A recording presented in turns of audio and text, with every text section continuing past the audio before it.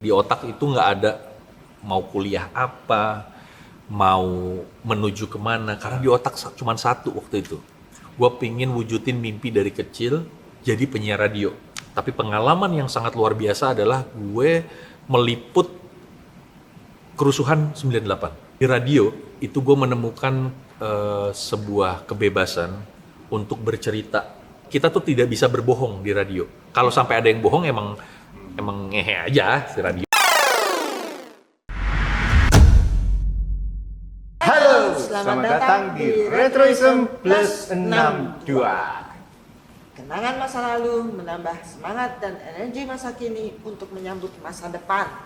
Selamat Keren. hari gini bagi para Retrois yang sedang menyaksikan di YouTube channel program Retroism Plus 62. Gua Pak Lur Lebong seperti biasa ditemani oleh Exki, dan saat ini kita kedatangan tamu yang luar biasa. Boleh dikenalkan siapa? Apa kabar? Waduh, saya Harsha Subandrio. Kalau misalnya ditanyain profesi, ya, saya itu pembunuh bayaran. Terima kasih. Kok pembunuh bayaran ngaku ya? Enggak ya? Enggak, saya penyiar radio, profesinya penyiar Udah radio. kita temukin lo tadi pembunuh bayaran. Oke, temukin lagi sekali lagi. Ada pembunuh bayaran ngaku ya? Nggak mungkin. Jadi Iya. kita penyiar radio, saya penyiar radio, udah ada beberapa radio lah dulu siaran. Sampai sekarang juga masih siaran, alhamdulillah. Gitu. Oke, tapi itu nggak apa-apa, nanti stop dulu. Nanti Iya, kan stop. karir lu kan kelihatan dari mana-mana. Oh, iya. Pertama, oke, sekarang gua mau cerita dulu. Ini kan kita membahas masalah retro, Iya, 70, 80, 90-an. Dulu masa-masa kita kan ya pasti aktif, dinamis segala Iya, macam. Ya, bener sekarang banget. masih ya, masih dinamis Masih ya. dong. Masih. Kalau enggak masih siaran radio juga gitu. Yo, Kan. oke, Mas Arsya. Gimana nih ceritanya waktu tahun 70, 80-an mungkin Jadi udah. kalau ngomongin 70-an, gue lahir di tahun 70-an. Oke. Tepatnya tahun 74. Untuk anak-anak sekarang itu udah dibilang tua. Itu sama anak-anak sekarang ya. Generasi X gitu. Ya. Generasi X benar. Nah, gue hidup itu mulai di tahun bener-bener ngerasain itu di awal-awal 80-an banget lah. Itu ngerasain bagaimana hidup di era 80-an, kehidupannya kayak gimana, entertainmentnya kayak gimana, lifestyle-nya kayak gimana. Itu gue bener-bener ngerasain naik bemo, ngerasain, naik helica gue ngerasain, terus naik oplet yang pintunya bukanya dari belakang, Betul. yang jendelanya dari kayu naikin atas buat Iya. nutup, turunin dulu ya buat buka gitu, terus bayar juga nepok orang gitu ngerasain, becak masih ngerasain. Iya. Yang favorit ya kalau dari tahun 70 80-an itu adalah helica itu bener-bener berkesan banget. Jadi kadang-kadang dulu nenek gue itu selalu jalan yuk, karena gue cucu pertama di keluarganya nyokap. Jadi nenek gue tuh cucu kesayangan lah gitu ibaratnya. Jadi bener-bener yang kita jalan-jalan. Naik helica boleh nek? Boleh naik helica. Sampai nenek gue itu punya langganan. Oh gitu. Iya, Dulu langganan. itu Helica nggak banyak. Nggak banyak. Dulu nggak Makanya banyak. lu di kawasan mana waktu itu tinggal? Jadi nenek gue itu tinggalnya di wilayah Otista, Cipinang Cempedak namanya.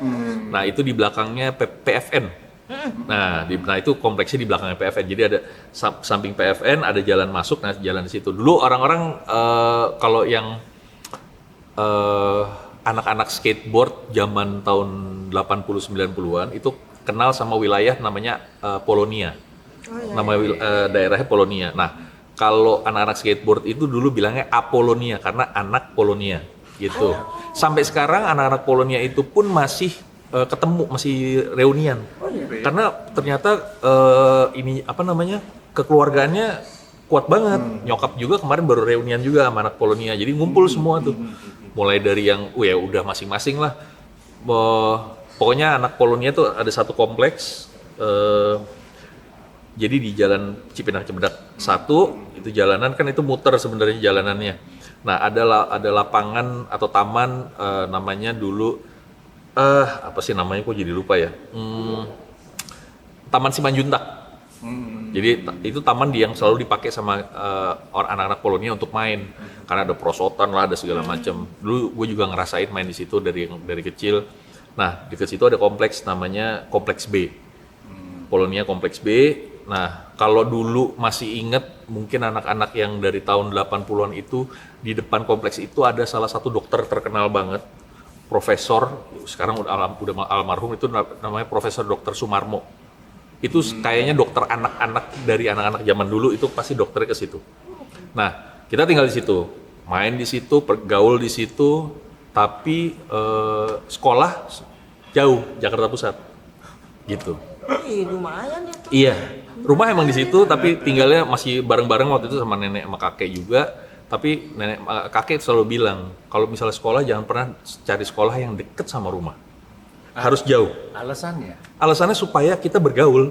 Oh gitu. Supaya kita gaul. Jangan, jadi sebenarnya di deket rumah dulu sekolah ada banyak.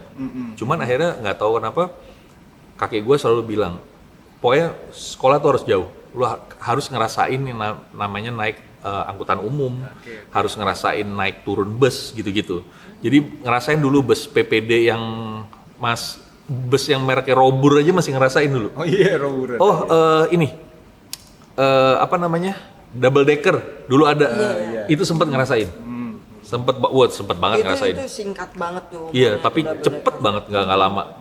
Jadi waktu itu masih umur berapa ya? Sekitar 5-6 tahun deh. Masih ngerasain naik itu. SD itu, TK, SD masih ngerasain. SMP juga di bilangan situ loh ya? SMP masuk ke Jakarta Selatan. SMP itu mulai ke Setiabudi, dulu Sumbangsi. Iya. Jadi Sumbangsi itu sekarang pindah ke Ampera, sebelumnya Sumbangsi itu posisinya ada di yang sekarang jadi Four Seasons Residence. Oh, Itu dulu Sumbangsi. Nah, itu dulu Sumbangsi gitu. Nah, dulu benar-benar kita ngerasain sekolah di belakangnya itu semak-semak belukar. Jadi kalau dari sekolah gedung Landmark kelihatan, terus gedung Indomobil itu kelihatan, pokoknya BNI kelihatan gitu-gitu. Itu Four Seasons Residence bukan yang Four Seasons Hotel itu sekarang? Bukan, ya? kalau Beda Four ya? Seasons Hotel kan depannya. Nah, dulu yang Four Seasons Residence yang apartemennya, yang sekarang masih ada. Kalau yang sekarang kan Four Seasons-nya udah diganti kan, jadi St. Regis atau apa. Nah, sebelum dibangun Hotel Four Seasons, itu tempat kita main bola di lapangannya itu. Dulu kan cuma lapangan bentuk segitiga gitu. Itu tempat main bola dulu di situ. Itu yang sekarang kan jadi gedung Jam Sostek ya? Jam Sostek sebelahnya. Oh, sebelahnya ya? Sebelahnya. Iya. Luar biasa ya perkembangannya ya? Iya, bener. Nggak ngebayang gitu loh. Gue udah nggak inget tuh jalan Kuningan Setiabudi kayak apa dulu tuh, gue udah nggak inget. Pokoknya dulu gua ngerasain Setiabudi karena dulu kalau pulang naik bus harus nyebrang ke Kuningan yang seberang ya. Nah, itu dulu masih kali doang. Jadi gedung Menara Imperium belum ada, Hotel Kuningan itu belum ada. Casablanca juga belum ada. Casablanca gitu ya? belum ada. Apalagi ya? Jadi ngerasain kalau misalnya mau pulang ke arah Jakarta Timur tidak lewat Casablanca, terus masuk ke Kampung Melayu Tebet. Itu benar-benar harus ke Pancoran terus sampai ke Halim baru belok kiri lagi, baru masuk ke Itu jalan utama ya? Itu jalan Selalu utama. pasti ngelewatin patung Dirgantara. Itu masih. Jadi yang sekarang Casablanca kita ngerasain belum ada sama sekali. Belum ada. Itu tuh zaman itu anak kecil naik bus dan sebagainya tuh cuek aja ya. Wah, dulu Seru-seru aja ya. Dulu seru-seru aja, walaupun akhirnya kita belajar bahwa kita harus memang membela diri karena ditodong, dipalak sama anak-anak dari sekolah lain itu udah biasa. Dikompasin gitu udah biasa, yang sampai akhirnya kalau misalnya 1-2 orang kita bertiga tuh ada yang kan suka sok-sokan tuh ada yang naik, anak kemana lo? Minta duit gitu. Ya elah, kita bertiga ya udah kita jabanin aja gitu. Kalau cuma kita bertiga mereka berdua ya udah jabanin. Tapi ya alhamdulillah dari situ belajar sih ya namanya How to survive ya. How to survive itu ngerasain banget lah. Apalagi dulu naik bus itu dulu berhentinya bisa di mana aja kan. Tapi yang heran orang tua kita nggak khawatir itu ya. Sebenarnya itu juga yang gue bingung. Dulu Kenapa bisa gue bisa jadi gini, zaman SMP, ini masih SMP dulu ya. Gue pengen banget waktu itu beli sepatu Converse. Dulu Converse itu brandnya masih All Star. All Star ya. Sampai sekarang masih, cuman yang sekarang dikuatin si Converse-nya. Nah, dulu si All Star ini bener-bener, jadi waktu SD pernah punya karena dibeliin nih. Nah sekarang nih habis duit nabung, aku mau beli sendiri. Dan dulu cuman ada di satu toko sepatu di Blok M. dulu nggak mungkin anak-anak yang tahun 80-90 tahu toko sepatu Il Primo. Iya. Dulu di Blok M ada Il Primo. Itu sepatu-sepatu bagus-bagus. Jadi pantofel, sepatu kerja, sepatu selop perempuan lah, buat segala macam banyak. Dan dia menjadi salah satu toko yang ngeluarin juga si Converse gitu. Nah, cuman warnanya nggak terlalu banyak. Dulu kalau nggak hitam putih. Nah, kebetulan yang gue mau di situ ada nih. Aduh, ada nih, gue mau gitu. Akhirnya nabung terbeli lah akhirnya dari situ. Tuh ngerasa itu beli nerima kotaknya pakai tas tasnya waktu itu udah pakai yang tas karton udah. Nah, pulang tuh masih naik bus. Nggak mungkin waktu itu karena kan pengen sendiri ya. Udahlah ya udah kita pulang. Akhirnya naik bus ke terminal Blok M nih. Jalan sampai di atas bus ditodong pula gua. Dipalak juga. Gua bilang gini, aduh mampus nih sepatu gua hilang nih sepatu gua enggak. Pokoknya akhirnya gua melakukan satu hal yang unbelievable. Gua tidak pernah cerita sama nyokap bokap kejadian ini. Sampai akhirnya gua harus melawan dengan cara yang jadi dia udah ngeluarin cutter. Dulu zaman dulu malak pakai cutter kan. Iya. Dia udah ngeluarin cekrek. Lu nggak ngasih, gue tikem lo. Gue diem dia duduk di sebelah kanan ya. Sorry dulu SMP itu ya? Itu SMP. Oke. Gue diem, aduh gimana caranya ini ya. Gue habis gue ngeliat ke belakang, aduh ada satu orang lagi gitu. Jadi dikepung ya mas? Jadi dia cuma berdua. Satu orang jaga di belakang, yang satu duduk di sebelah gue tiba-tiba. Keuntungan gue adalah gue duduk di sisi kiri, di aisle-nya. Jadi gue kalau gue bisa kabur. Dia nggak nyuruh, minggir loh gitu. Jadi gue ke pojok gitu. Enggak. Itu satu kesalahannya dia gitu. Dan gue ngerasain lah zaman dulu ini ngelawan gue gimana ya, atau gue nggak ngelawan gue abis juga nih karena udah banyak pengalaman. Dikasih duit pun kita juga dihajar juga sama mereka.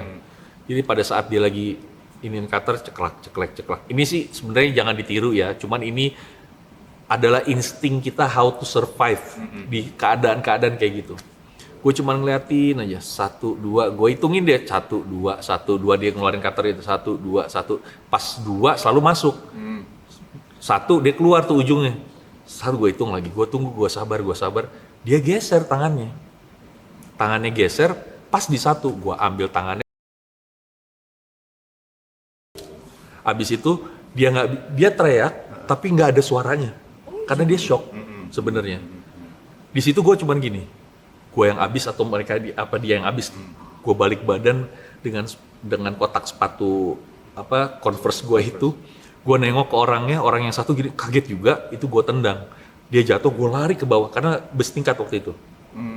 Gue lari ke bawah, gue lari secepat-cepatnya keluar dari bus, ngelewatin terminal, keluar sampai gue akhirnya keluar lagi ke Melawai. Di Melawai gue stopin taksi itu dengan keringetan dan sampai masih gemeteran. Belum gemeteran mereka. Jadi sesudahnya gue inget banget di tendean baru tuh gue gemeteran. Karena adrenalinnya udah turun kan.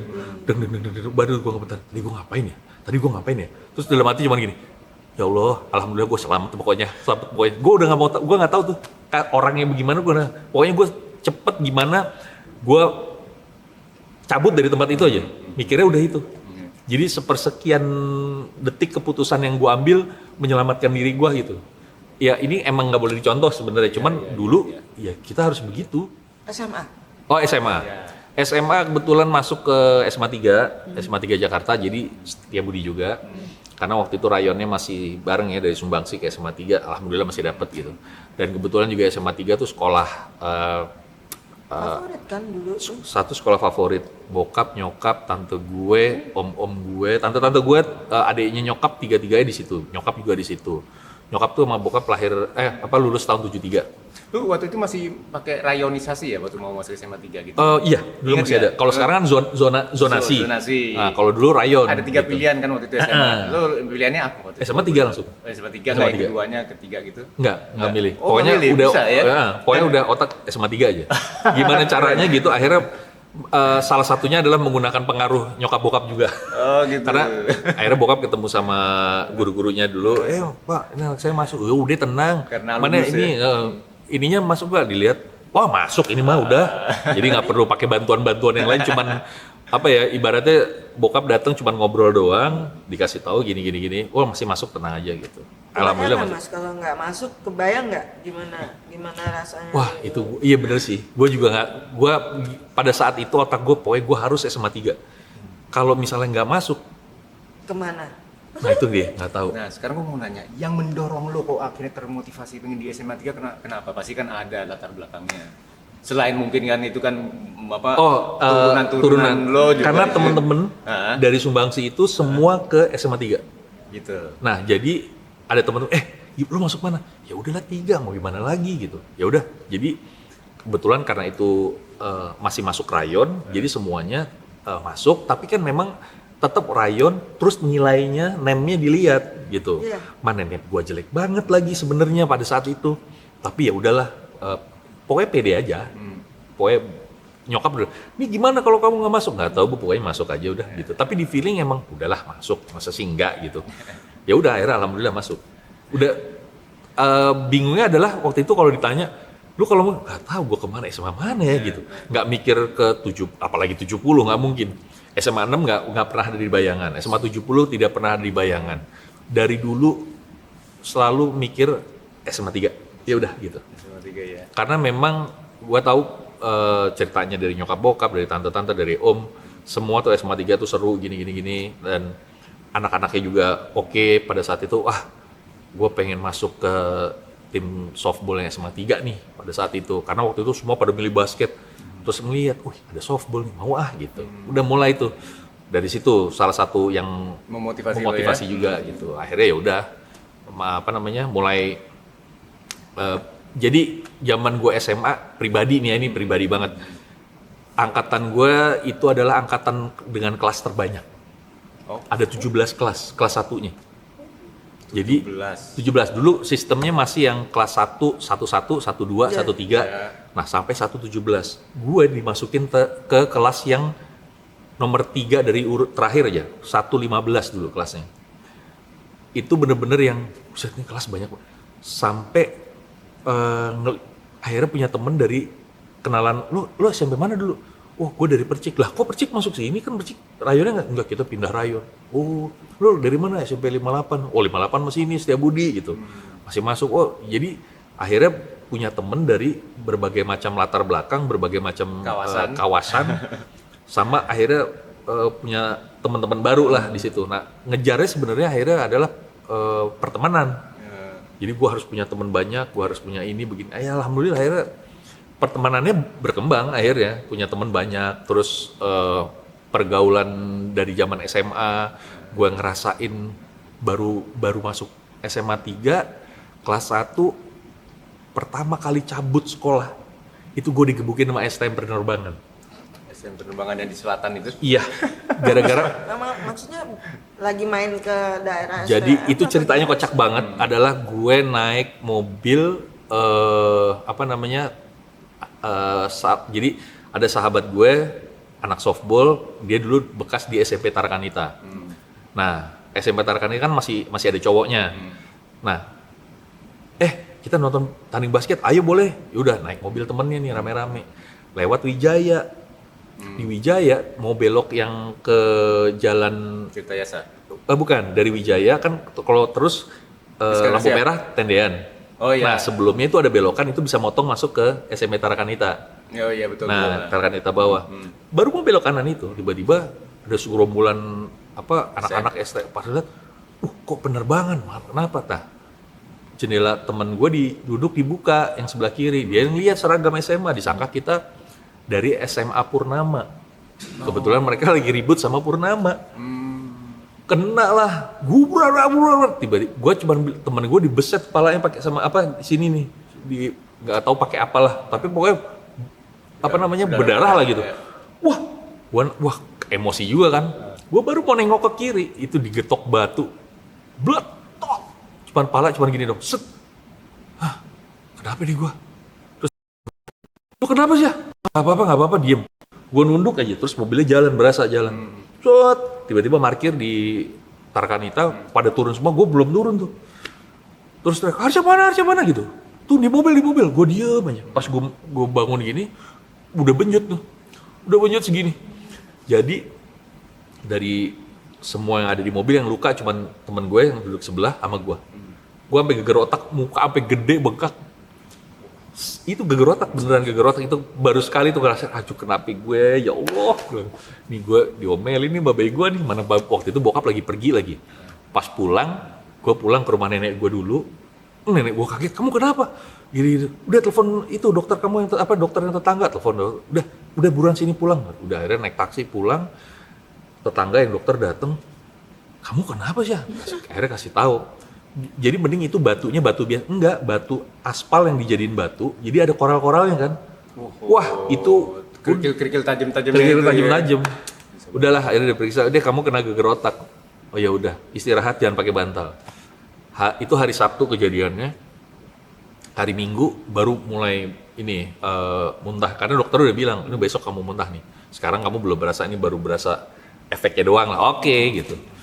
Udah muntah-muntah, bokap pulang, nyokap pulang, kena omel juga. Ya udahlah tuh ngerasain tuh kayak begitu. Ya itu kocak banget deh kejadian-kejadian zaman itu tuh di SMA. Terus ya akhirnya itu yang menjadikan indahnya masa SMA tuh. Ngerasain sampai yang pas harus kalau nggak salah 2 bulan nggak sekolah karena nggak boleh sekolah dulu, nggak boleh, harus istirahat, nggak boleh banyak gerak. Pas balik ke sekolah, wah disambut teman-teman. Ih, korban STM gitu. Waduh itu kocak banget tuh, benar-benar. Dapat bintang lo ya. Bintang. Habis itu setelah itu dimulailah kebandelannya Harsha Subandrio. Itu dari situ udahlah Di SMA 3 SMA 3 jadi pergaulan lah, ikut tarik-tarikan di Sudirman lah, apa zaman dulu segala macem. Bener-bener ngerasain sampai dulu tarik-tarikan tuh kalau nggak salah sampai tahun 93 atau 94 lah. Tapi gua ngerasain banget dari tahun 91, 92 itu gimana ramenya Sudirman penuh dengan anak-anak muda yang mobilnya dimodifikasi supaya bisa kenceng gitu. Tarik bener-bener ngerasain ada satu orang yang ngetop banget, tahun itu ngetop banget. Dia mobilnya pakai Holden, namanya Gale, panggilannya Gale. Itu mobilnya kenceng banget Holdennya. Wah itu kalau dia Holden yang gede itu. Holden gede itu kalau dia suaranya brong deh. Wih Gale lewat. Terus kita diri, wah gitu. Wah itu bener. Terus kalian kalau track-track itu jam berapa tuh biasanya? mulai dari jam 9 itu udah siap ya? 9 malam itu udah mulai nyari posisi supaya jalan pinggir jadi jalur dulu lambat kita tuh. sering nongkrong di Gedung Bumi Putra. Jadi di sebelah kiri kalau belok ke Setiabudi. Nah, itu sebelumnya ada Bumi Putra. Nah, kita tuh udah sampai temenan sama security-nya. Bang, boleh nggak mari? Boleh, tapi beliin kopi nih. Oh, tenang, ntar dibeliin kopi. Udah, kita nongkrong situ supaya nanti kalau misalnya ada anak mana yang mau ajak tarik-tarikan, udah siap tuh. Jadi nggak? Ayo, di mana? Muter sana dulu ya. Oke, gitu. Udah tuh. Itu serunya tuh ngerasain waktu itu sempet bawa mobil temen beberapa kali sampai ngerasain jadi penumpangnya. Itu tuh taruhan nggak sih? Ada yang taruhan, tapi ada juga yang bener-bener dipanas-panasin gitu. ada yang panas-panasin, juga sama ada yang gini. Udah deh kita kenceng-kencengan, kalau misalnya salah satu kalah, paling pasti pas muter berhenti. Lu bengkel lu di mana? Gitu. Ngecek bengkel lu di mana? Wah itu dulu sampai bener-bener ada satu temen, kebetulan udah almarhum. Dia tuh dia dibeliin mobil Kijang super lah sama ibunya. Itu sampai dimodif, sampai ganti mesin, sampai knalpotnya dibikin 4, sampai mobilnya kenceng banget. Itu seniat itu. Sampai gue pernah nemenin ke bengkel tuh sampai dari siang sampai menjelang sore, mobilnya tuh belum jadi-jadi. Jadi pada saat mobilnya jadi, itu udah jam 7 malam. Gila, kita nggak usah pulang, langsung aja kita ke Sudirman. Dari bengkel langsung ke Sudirman. Udah tuh muter-muter, dong dengan mobil suara kenceng gitu. Muter sampai ada yang tin gitu. Ayo, narik yuk, udah mulai. Nah dari situ mulai tuh ganti tempat di Asia Afrika udah mulai, tapi nggak ngerasain terlalu lama. Sama yang paling utama itu adalah di ngerasain di Menteng. Menteng, depannya Keris Galeri. Itu kan wah dulu mobil muter, cuman mau bahkan ibaratnya nih, cuman mau, wih tuh mobil siapa tuh? Wih sih cewek semua nih. Kita muter 2 kali dulu, habis itu kita berhenti di depannya. Oke gitu, cuman buat kenalan gitu. Udah bener-bener ntar tarik-tarikan sebentar. Udah habis itu udah nongkrong, apalah segala macam. Itu biasanya kalau di Menteng track. Menteng tuh kan treknya pendek banget. Pendek, ya. emang trek Tapi pendek. kan biasanya langsung ke Kuningan situ ya? Iya, Ya kan? jadi ada yang ke Kuningan langsung, tarik-tarikannya gitu aja pindah. Start dari yang ujung Keris Galeri itu. dari Keris Galeri ke yang arah mau ke Samratulangi atau sebaliknya gitu. Udah itu emang trek pendek banget. Muter lagi Muter gitu lagi gitu. Ntar kalau udah ini set muter. Jadi kalau dilihat sih sebenarnya tracknya ada selain kan kalau di Formula 1 kan ada misalkan Monaco apa Iya, gitu. gitu-gitu. Kalau di sini apa nih? Tracknya Kalau di situ Kuningan, Sudirman, Menteng, Menteng. sama Kuningan sebenarnya. Cuman memang Kuningan jadi apa namanya memang Kuningan tuh agak horor. Iya. Jadi banyak orang kecelakaan itu mungkin gara-gara ya ada sisi horornya lah gitu ya. Makanya akhirnya Kuningan nggak terlalu, orang-orang udah bilang jangan sekali-sekali lo kebut-kebutan di Kuningan karena korbannya udah banyak banget gitu. Nah makanya Sudirman zaman dulu kan Sudirman kan dulu mantep banget kan. banget Dulu itu. gua pernah ada jadi gini, sampai sekarang motor ini pun masih dikenal sebagai motor paling kenceng lah sedunia kali ya. Dulu ada Suzuki Hayabusa. Nah kebetulan temen gue yang punya nih Suzuki Hayabusa, gue nyobain. Itu nggak berasa. Mulai dari bundaran Senayan sampai HI itu mungkin 1 menit kali. Naik motor itu. Gue ngerasain bener-bener sampai yang udahannya muter di HI, gue begini, pelan aja gitu. Karena emang tuh motor kenceng banget. Si Hayabusa itu. itu modifikasi motor. Enggak, itu kalau sekarang googling aja Suzuki Hayabusa gitu. Tahu deh, wah itu motor emang keren banget Itu tuh. padahal tahun 90-an ya. Itu tahun 90-an. Ya kebetulan ada zaman dulu ada beberapa teman-teman kebetulan memang dari keluarga The Have lah gitu, orang-orang kaya semua lah gitu. Jadi nah kita temenan zaman dulu serunya temenan itu adalah dari teman sini, dari SMA sini, ini ada saudara gue nih gini, ya udah tuh jadi temen gitu. Terus temenan lagi sama ini dari anak-anak dari apa namanya CC, anak CC temenan, terus anak Gonzaga, anak dari 82, anak dari 70, akhirnya jadi temen gitu-gitu. Itu emang asiknya aja. Istilahnya dulu cari networknya di situ ya. Situ networknya bener-bener, makanya gue SMA kuliah tuh bener-bener buka network. Sebenarnya ya alhamdulillah berimpactnya pada saat bekerja sebenarnya sampai sekarang pun gitu. Dan komunitas juga belum ada maksudnya. Belum banyak ya? komunitas, belum banyak. Dulu kayaknya komunitas yang ada apa ya, masih orari kali zaman dulu. Ya anggaplah kayak komunitas lu yang trek-trek itu. Kalau sekarang kan mungkin udah ada namanya komunitas. Iya. Apa. Dulu nggak ada kan? Dulu nggak ada. Dulu benar-benar temenannya tuh nggak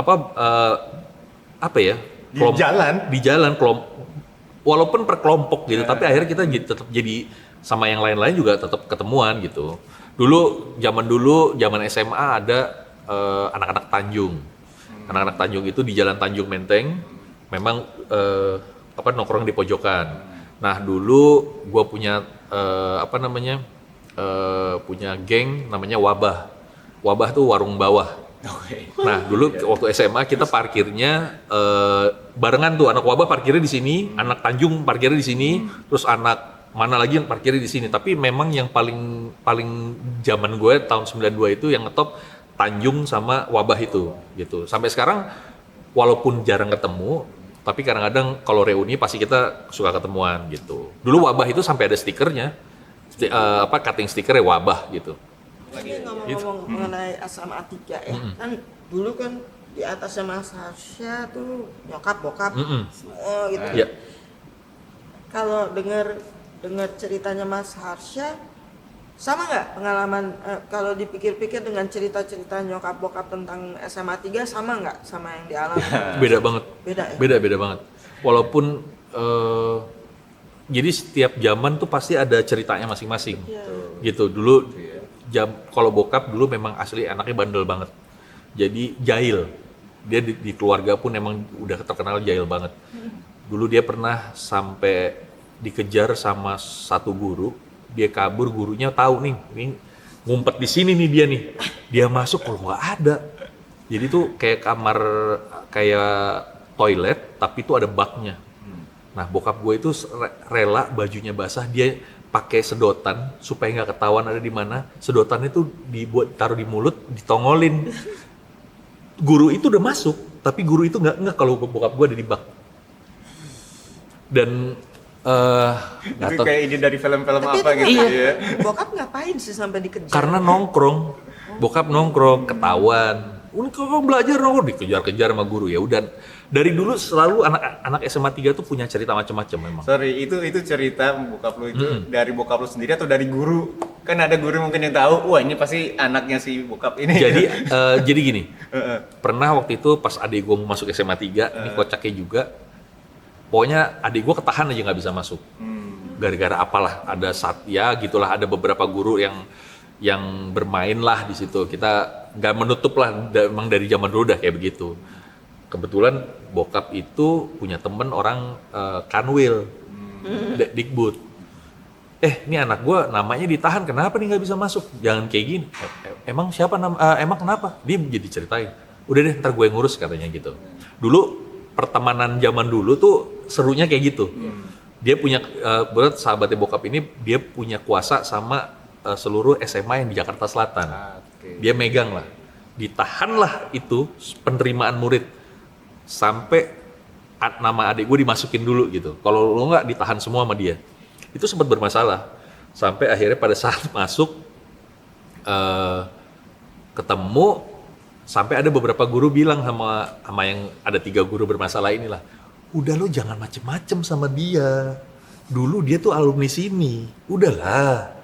Lu nggak mau urusan sama dia. Gue sampai ketawa diceritain sama guru gue, diceritain. Babe lu tuh dulu emang udah jahil, emang jagoan. Udah teman-teman gengnya babe lu tuh temen jagoan semua di sini.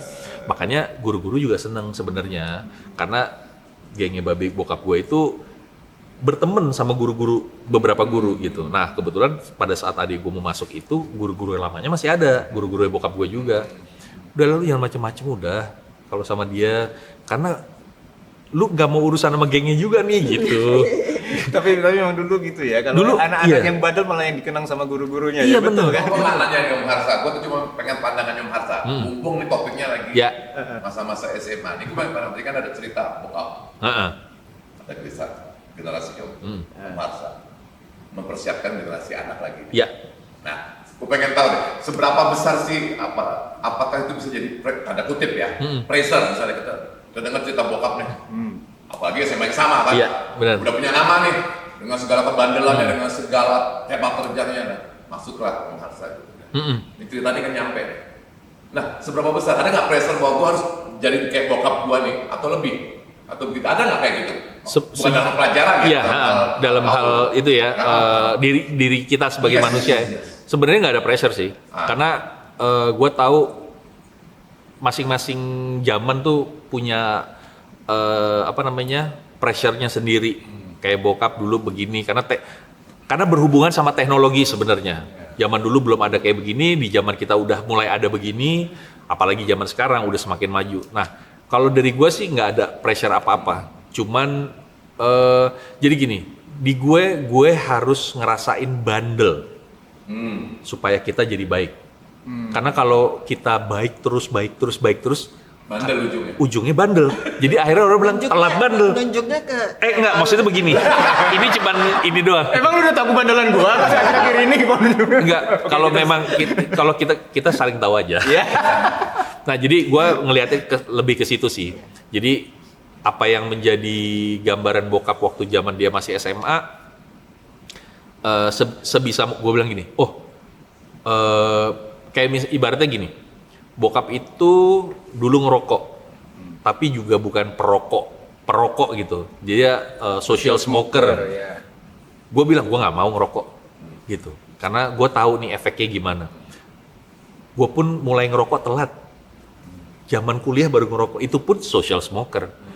Jadi pada saat gue berhenti, ya udah berhenti. Gue nggak kayak orang-orang bilang, wah susah berhenti ngerokok. Enggak, gue bisa kok. Nggak ada masalah, gue tinggal nggak ngerokok juga aman gitu. Ya udah sampai sekarang gue nggak ngerokok sama sekali. Itu pilihan sendiri. Makanya gue nggak pernah punya pressure harus kayak begini karena gue tahu nanti pada saat gue punya anak-anak gue juga punya punya kehidupan mereka sendiri, zaman mereka berbeda, gue harus nge-treat mereka sesuai dengan zamannya. Kalau bokap memang dulu masih ngikut kayak zaman dulu, jadi ngedidik. Bokap gue itu bukan militer, tapi didikannya melebihi militer gitu. Kayak bangun pagi, lu harus bangun pagi gini, lu cuci mobil. Dalam hati gue kagak pernah pakai nih mobil, gue yang disuruh cuci gitu. Di otak kita kan dulu zaman gitu, dulu begitu. Ternyata itu adalah part dari disiplin yang diajarin. Jadi memang bokap susah berkomunikasi lah sama anak-anaknya. Jadi komunikasi dia adalah marah, mukul, nendang, itu komunikasinya dia. Nah tapi gue ngelihat bahwa wah gue nggak bisa kayak dia, gue harus mutus rantai ini. Ya udah, sekarang gue udah punya keluarga, udah punya anak. Gue bilang sama anak-anak gue, tahu nggak kenapa bapak tidak pernah mukul? Karena dulu bapak sering dipukul, rasanya nggak enak. Dipukul itu lukanya bisa sembuh, tapi hati kamu nggak akan pernah bisa sembuh. Sampai gue harus menjelaskan bahwa bapak bisa maafin si kakek ini, itu perlu proses yang panjang. Gue memang nggak kalau anak-anak zaman sekarang jadi mental health problems gitu. Gue nggak ngerasain mental health problems dulu. Menurut gue ini adalah part dari perjalanan hidup yang harus gue lewatin. Kerasnya bokap, disiplinnya bokap. Yang gue ambil sekarang disiplinnya, bukan kerasnya. Karena gue tahu kalau gue tidak menenteramkan hati gue akan jadi kayak bokap gue gitu. Makanya gue lebih seneng sekarang kalau misalnya gue bisa meluk anak-anak gue tiap hari, gue pelukin. Kalau misalnya dia bilang, lo jadi takut sama bini? Enggak, gue bukan takut sama bini. Gue cuman menjadi orang yang lebih baik untuk menjadi pendengar yang baik buat orang-orang keluarga gue. Lagi. Boleh. Gue tadi tertarik dari bagian closing terakhir dan chapter tadi yang Om Harsha bilang. Gue pengen punya cerita kehidupan untuk anak-anak gue. Iya. Gitu kan? Iya. Kurang lebih kesimpulan kayak gitu. Sama nih dengan barusan di Om Harsha cerita juga nih, kurang lebih kayak podcast ini kan.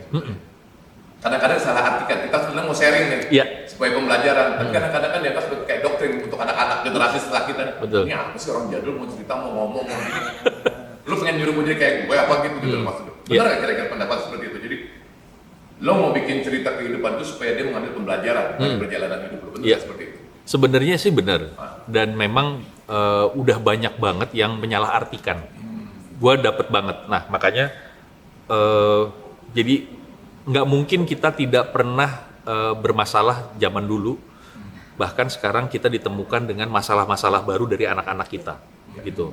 Jadi masing-masing kayak temen gue punya masalah sama anaknya banyak. Dia sharing, gue susah banget ngatur gini. Gue bilang, ya memang lu harus bisa masuk ke dunia mereka, tapi tidak hidup di dunia mereka. Lu sekedar tahu mereka kayak gimana, dan lu harus meyakinkan ke anak-anak itu bahwa dulu kita menceritakan ke anak kita bukan untuk mendoktrin mereka, tapi memberikan contoh. Begini kayak misalnya zaman dulu bokap gue nggak pernah ngasih tahu bahayanya rokok, bahayanya ganja, bahayanya narkoba tuh kayak apa. Tapi gue tahu sendiri ngelihat teman-teman gue yang udah jadi korban. Itu yang membuat gue nggak mau. Nah, sama dengan kayak misalnya alkohol deh gitu. Bokap dulu, wah ngekip banget gitu. Walaupun di rumah koleksi banyak gitu ya. Tapi buat dia tuh koleksi. Buat dia tuh mau kelihatan jaim. Enggak, anak gue nggak boleh tahu kalau gue minum gitu. Tapi akhirnya kita belajar sendiri. Sekarang gue menerapkan bahwa gue mengenalkan itu semua ke anak-anak. Apalagi anak gue yang paling gede, waktu itu gue ajarin ke dia soal pergaulan sama temen-temen. Kita waktu itu nonton Metallica. Jadi gue nonton Metallica 92, nah yang gue lupa 2000-an kan, 2000-an itu kan kesini lagi. Gue ajak anak gue.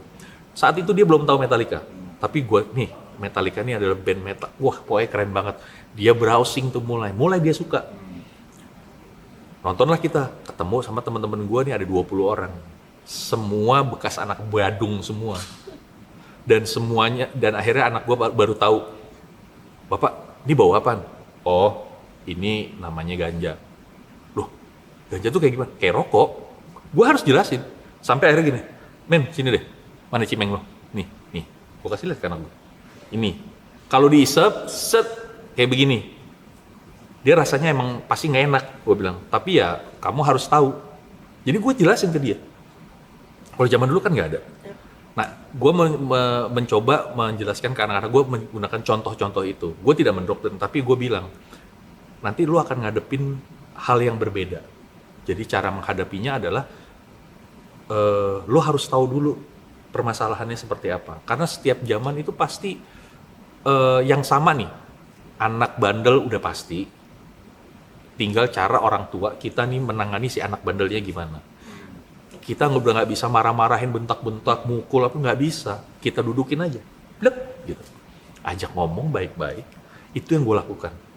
Karena marah itu harus ada reasonnya menurut gue. Kenapa lo marah? Tapi kalau pada saat kesalahan, ada anak gue yang paling gede, dia pernah melakukan kesalahan yang fatalnya luar biasa.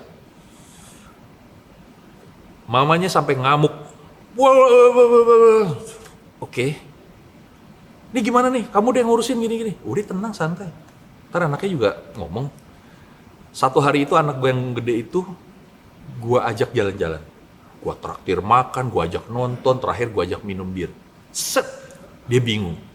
Kok bapak gak marah sama masalah yang aku ada? Apa yang marah? Ini adalah satu hal yang akan jadi tanggung jawab kamu. Mulai sekarang sampai kamu besar nanti. Bapak tinggal ngasih tahu, kamu salah, kamu nggak boleh begini. Tapi apakah bapak dengan marah-marah bentak-bentak? Iya ya. Lebih masukan mana? Dibentak-bentak, apa ditraktir makan, nonton sama ngebir? Lebih masukan ini pak, bener. Jadi akhirnya dia tahu bahwa gua salahnya di sini, berarti ini begini. Oh ya, saya tahu gua salah, nggak mau lagi gitu. Ya udah, alhamdulillah. Itu yang gua kasih, itu yang diterapin, diterima baik sama dia. Walaupun kesini-sini masih banyak sih orang-orang yang dia bilang, bokap lo enak ya, bisa jadi temen. Bokap gua nggak bisa, dia bilang gitu. Ya kan, akhirnya balik lagi masing-masing. Sekarang gua dari dulu berusaha untuk hidup di zamannya. Gue nggak mau hidup di zaman yang udah gue lewatin.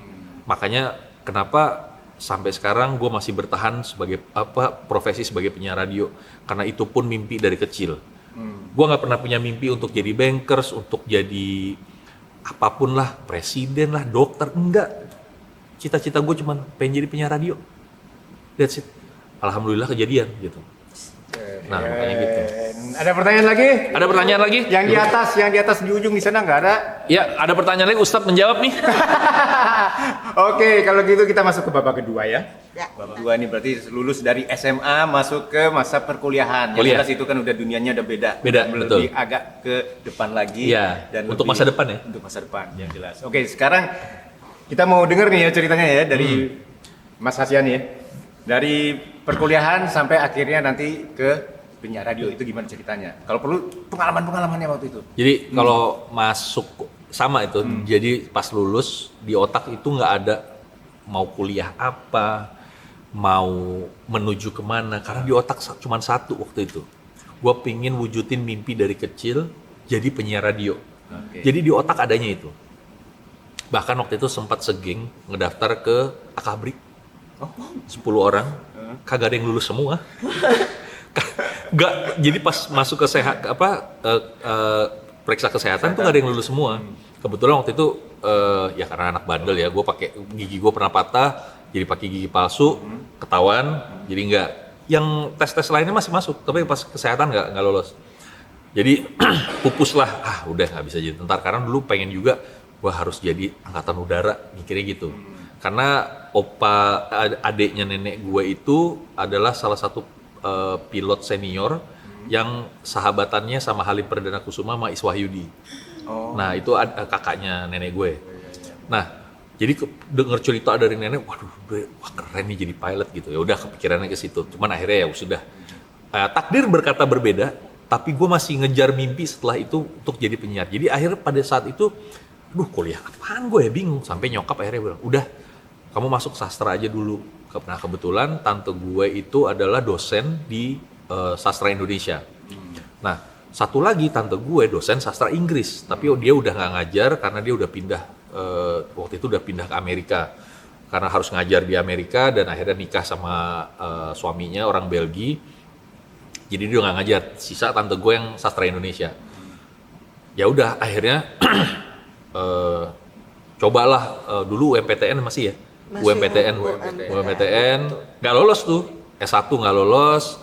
Aduh gimana ya? Udah deh daftar yang D3. Ya udah akhirnya terpaksa mendaftar UI petang. D3 itu kan sore, soalnya dari siang ke sore gitu ya. Ya udah akhirnya daftar. Akhirnya alhamdulillah terbantukan juga karena ada tante gue yang dosen ya. Gue masuk. Disitulah mulai gue kuliah. Walaupun juga akhirnya gue bener-bener asli di kuliah itu nyari network, nyari temen, bener-bener nyari temen. Jadi di kampus kebanyakan dulu nongkrong di Kansas. Kansas itu kantin sastra.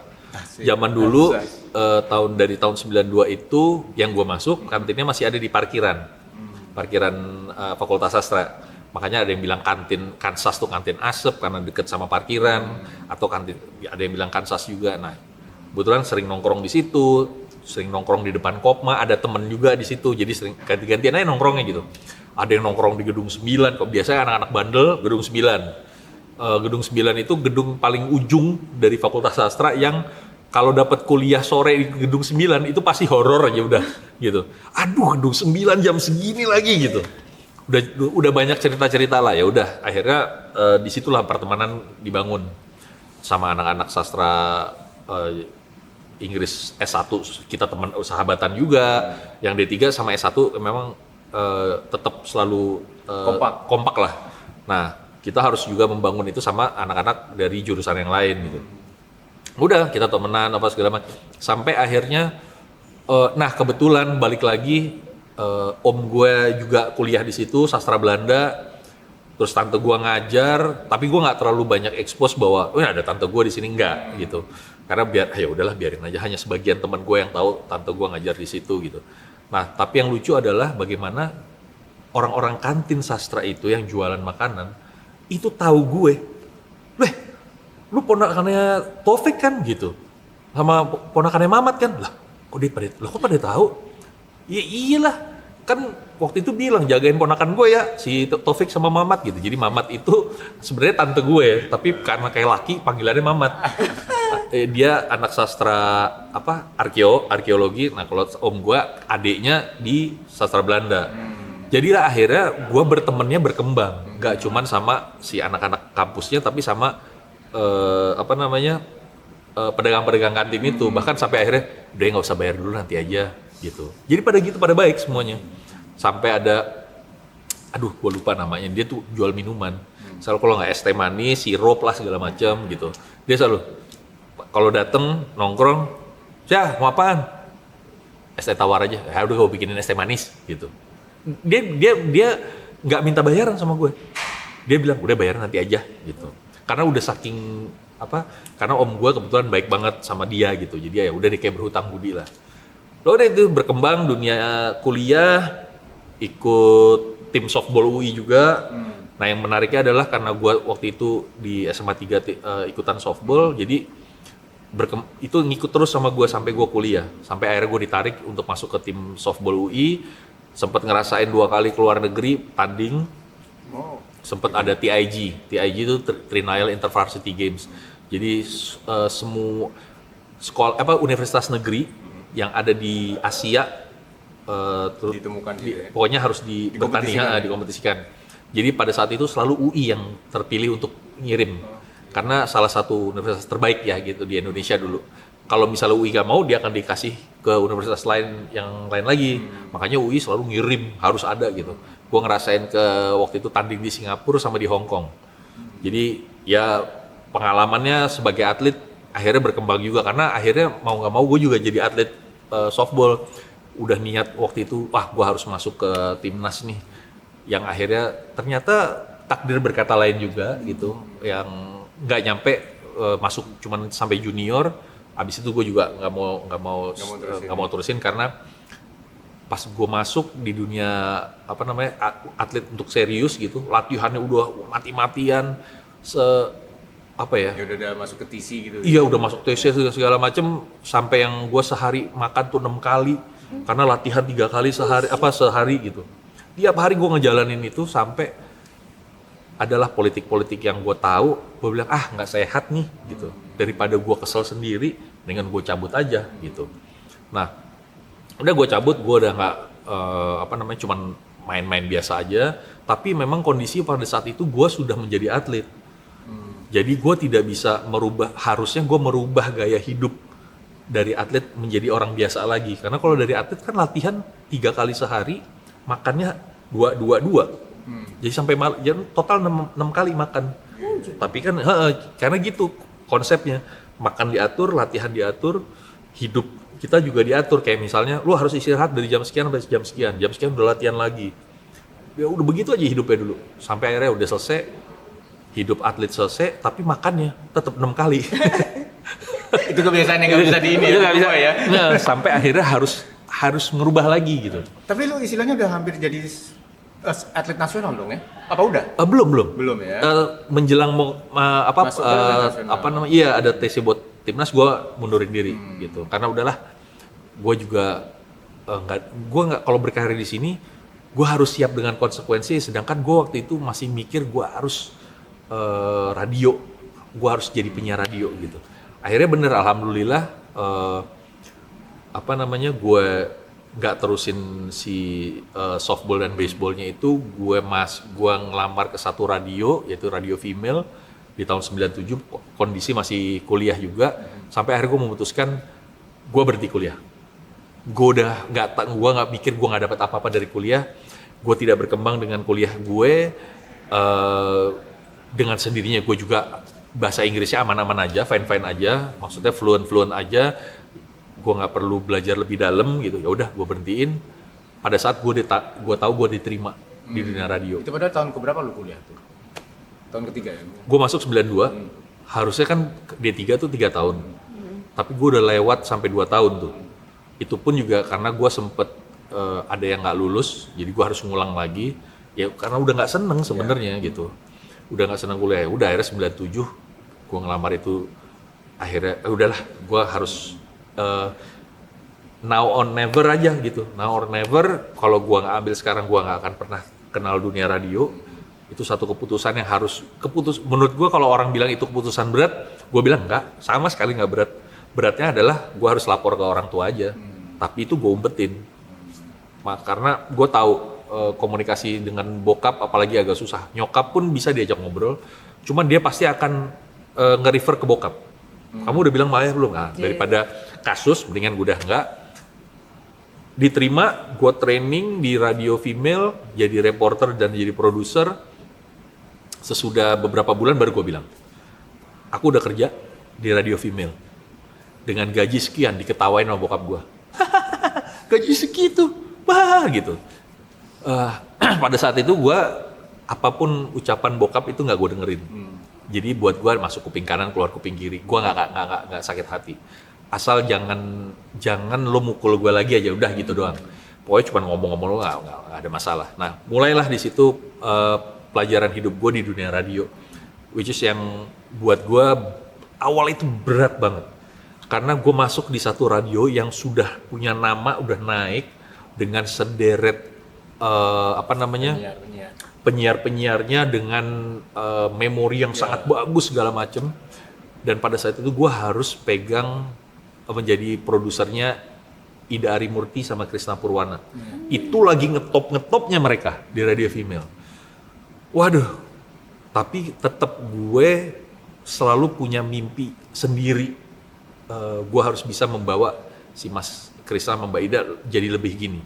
Ternyata pada saat itu gue memang dunia radio itu masih menggunakan sistem lama lah ibaratnya.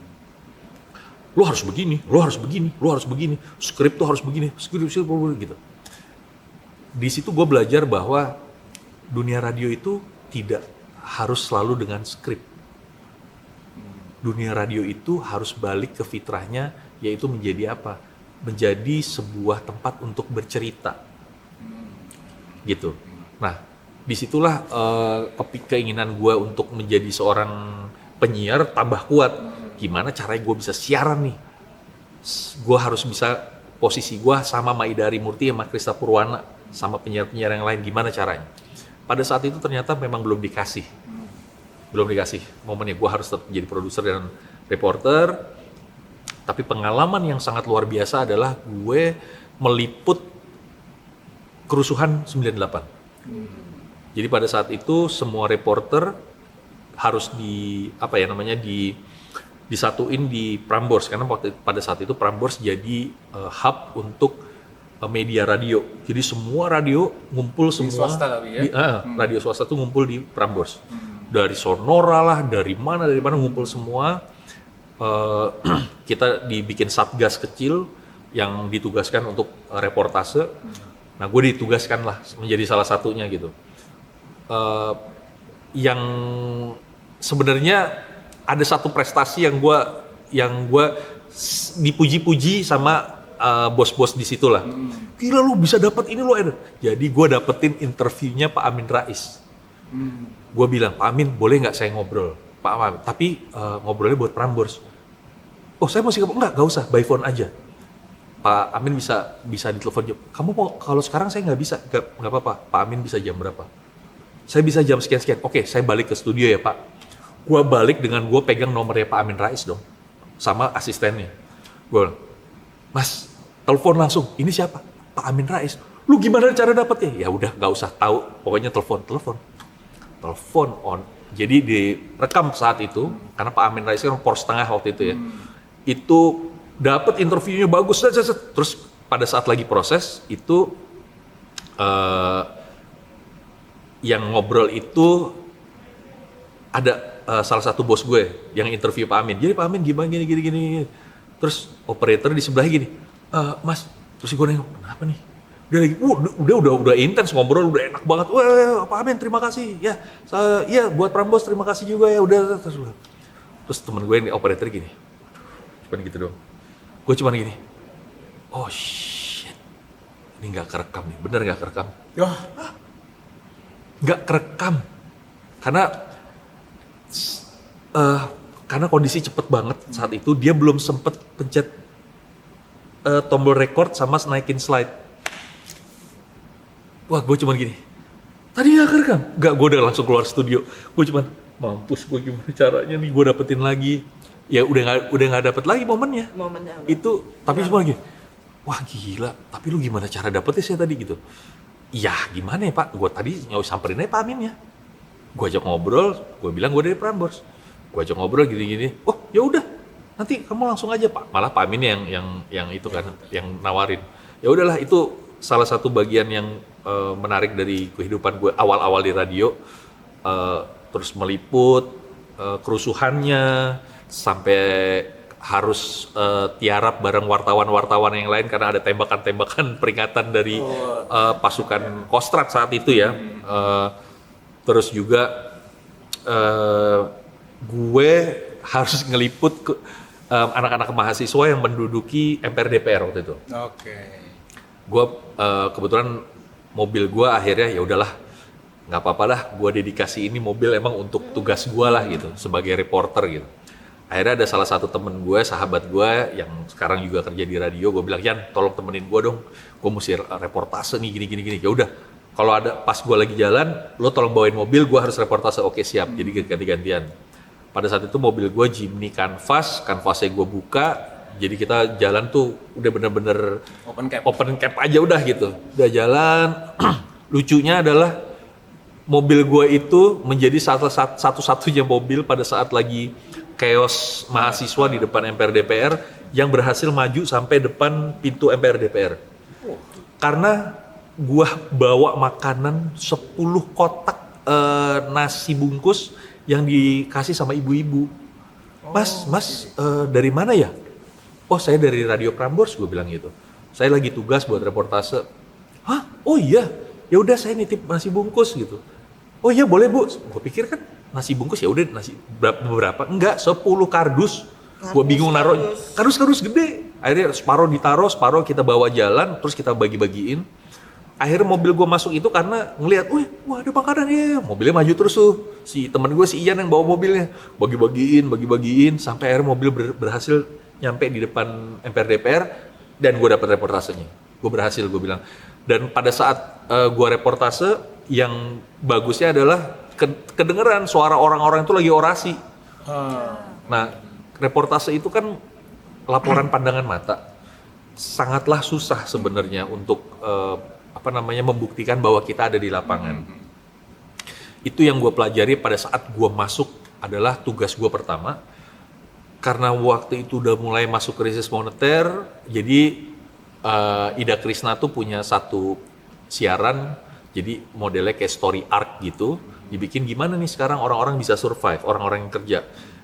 Bensin mahal, krisis moneter udah mulai masuk, coba deh cari gimana orang-orang, contohnya yang dari wilayah Bintaro kalau pergi ke kantor naik apa. Karena waktu itu krisis moneter benar-benar menghajar orang-orang pengen mau beli bensin aja susah gitu. Ternyata pakai kendaraan transportasi umum, salah satunya adalah kereta. Gua harus reportase dari atas kereta untuk melaporkan gimana rasanya. Ngasih tahu, menginspirasi orang-orang supaya lo selain naik mobil, lo pakai kereta, itu juga bisa lo dari Bintaro ada gitu. Nah, mulai dari situ gue belajar bahwa gue harus menggambarkan reportase gimana ya. Sampai gue nanya sama pihak stasiun, Pak, ini masih ada tanda bunyi kalau kereta datang atau kereta mau berangkat nggak? Masih, Mas. Oh ya udah, jam berapa? Terus dia lihat jam. Kurang lebih setengah jam lagi deh, dia bilang.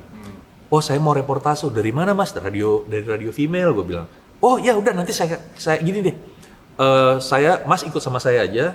Nanti pada saat udah mau bunyi, saya kasih tahu. Oh oke. Jadi gue ngikutin dia terus tuh. Sambil gue cari cerita apa, orang nunggu lah apa. Gue mesti menggambarkan itu. Nah akhirnya bener.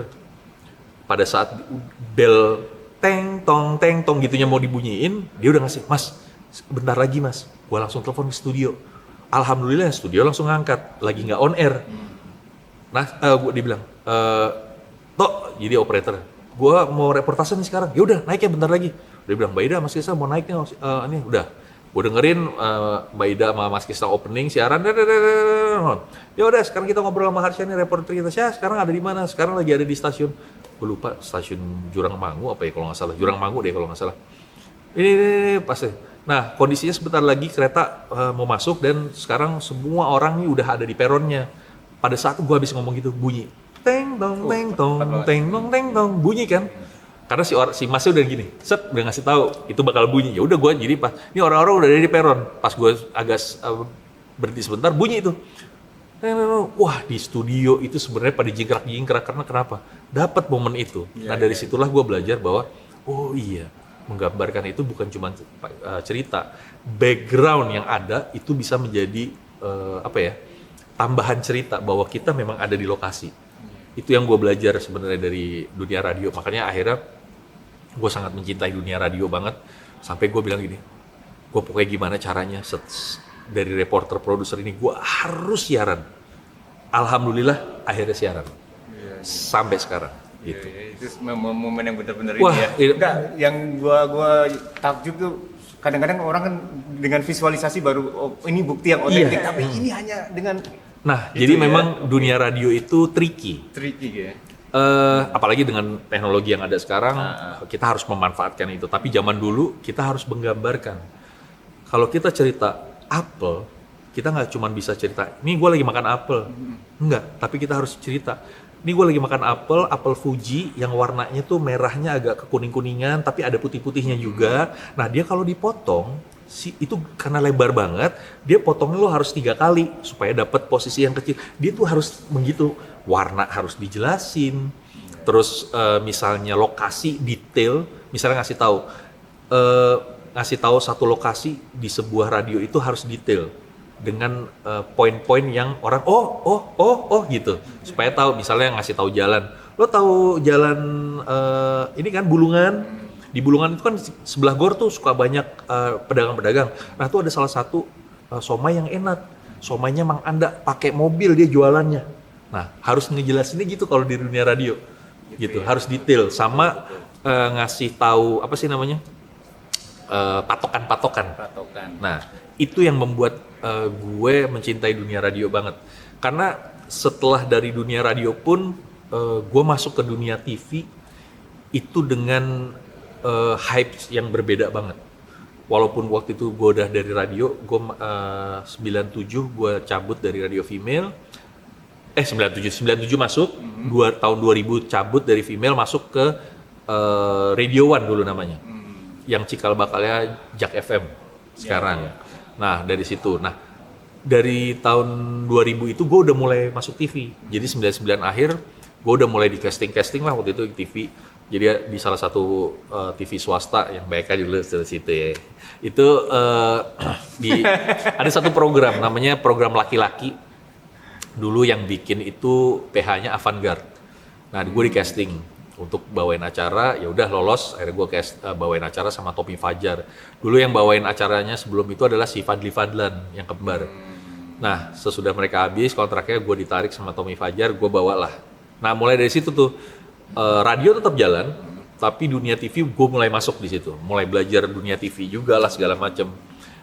Mulai dari pembawa acara, jadi host, jadi presenter. Kan host dan presenter sebenarnya dua yang berbeda sebenarnya, profesi yang berbeda, tapi tetap ada sama-sama di dunia TV gitu. Nah, gue belajar itu juga semua dari situ, berangkat dari skill gue sebagai seorang reporter gitu.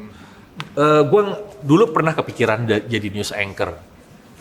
Jadi gue pertama kali dulu pernah training di salah satu TV swasta yang ada di Daan Mogot, tahu ya gitu. Karena kebetulan dulu gue punya pacar gue itu presenter. Nah, gue belajarlah dari situ sebenarnya. Gue sempat ikut akademi untuk menjadi presenter di salah satu TV itu.